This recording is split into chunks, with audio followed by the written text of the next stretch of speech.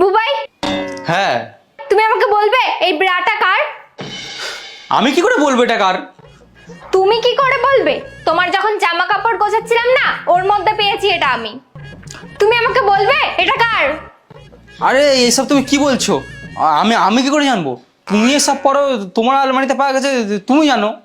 বুবাই, আমাকে কি কোনো পাগল কুত্তা কামড়িয়েছে যে আমি তোমার কাছে জিজ্ঞেস করবো এটা কার?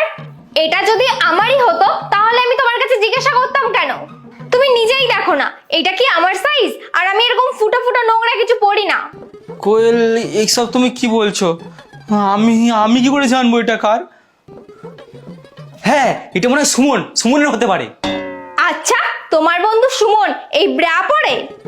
হ্যাঁ, এটা সুমনের কি করে হতে পারে? ও কেন ব্রা পড়বে?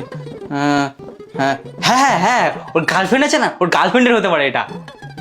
মানলাম এটা ওর গার্লফ্রেন্ডের, কিন্তু তুমি আমাকে এটা বলবে যে ওর গার্লফ্রেন্ডের ব্রা আমাদের বাড়িতে কি করছে? আরে ওই কি হয়েছে না, আমি তোমাকে বলতে ভুলে গেছিলাম। ওই তুমি যখন বাপের বাড়ি গেছিলে না, তখন ওর গার্লফ্রেন্ডকে নিয়ে এসেছিল, আর ও বারণ করেছিল তোমাকে বলতে।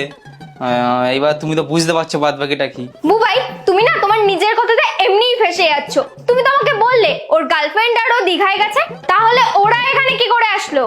মনে হচ্ছে ওরা ওই ঘুরতে যাওয়ার আগেই এসেছিল।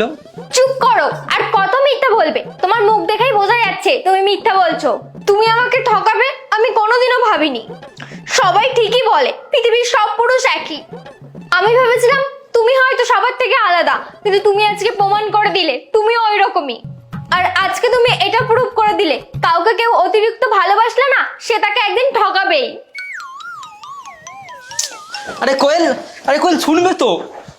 আরে কোয়েল, কোয়েল, আই এম সরি। আমি জানি আমার দোষ। ওই অ্যাকচুয়ালি কি হয়েছে, পরশু দিন আমি একটা পার্টিতে গেছিলাম, ওইখানে আমার এক্স গার্লফ্রেন্ড এসেছিলো। তো ও খুব ড্রিঙ্ক করে নিয়েছিল, আর ও আমার সাথে আমার বাড়ি এসেছিলো। কিন্তু সত্যি বলছি, দিব্যি দিয়ে বলছি, ওর সাথে আমার কিচ্ছু হয়নি। আর ও একদম গায়ে বমি টমি করে একাকার করে দিয়েছিল, আর ওরই হয়তো ব্লাউজটা ওখানে থেকে গেছে। আর সত্যি বলছি, আমি এই ঘরে শুয়েছিলাম, ও এই ঘরে শুয়েছিলাম, আমাদের মধ্যে কোনো কিছু হয়নি। প্র্যাঙ্ক করছিলাম আমি, আর তুমি আমার ব্লাউজ চেনো না? সত্যি তুমি কি বাজে ছেলে। আরে আমি, আরে বাবা, আমি প্র্যাঙ্ক করছিলাম। অনেক সময় মজা করতে গিয়ে আসল কথাও বার হয়ে যায়। গল্পটা কেমন লাগলো জানাবে। ভালো লাগলে কি করবে জানো বন্ধুরা, আর বুবাই রায়ের পাশে তোমরা থেকো। বাই।